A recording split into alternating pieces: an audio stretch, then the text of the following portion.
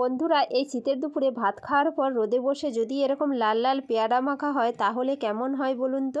আসুন তাহলে বানিয়ে নিই। বাজার থেকে আজকে একটা বড় পেয়ারা নিয়ে এসেছিলাম। পেয়ারাটা প্রথমে আমি খুব সুন্দর করে ধুয়ে নিলাম। ফলের মধ্যে পেয়ারা এমনই একটি ফল, অন্য কোনো ফল ভাত খাওয়ার পর খাওয়া হোক না হোক, পেয়ারা হলে একটু মন ভরে যায়। আপনারাও দুপুরে এরকম ভাত খাওয়ার পর কে কে পেয়ারা মাখা খেতে পছন্দ করেন আমাকে অবশ্যই কমেন্ট করে জানাবেন। একটা ছুরির সাহায্যে পেয়ারাটা আমি দুভাগ করে নিয়েছি। এরপর আবারও ছুরির সাহায্যে লম্বা লম্বা করে আবার চৌকো চৌকো করে নিলাম। এরপর কেটে রাখা পেয়ারাগুলো একটা বড় পাত্রের মধ্যে নিয়ে নিলাম। পেয়ারির উপর দিয়ে দিলাম পরিমাণ মতো লবণ, অল্প একটু ভাজা জিরের গুঁড়ো, লঙ্কা গুঁড়ো, চাট মশলা, বিট লবণ। চামচ দিয়ে একটু নেড়েচেড়ে সব কিছু খুব সুন্দর করে ঝাঁকিয়ে মিক্স করে নিলাম। মিক্স করে নেওয়ার পর দেখুন বন্ধুরা, আমি এখানে একটা প্লেটের উপর নিয়ে নিয়েছি।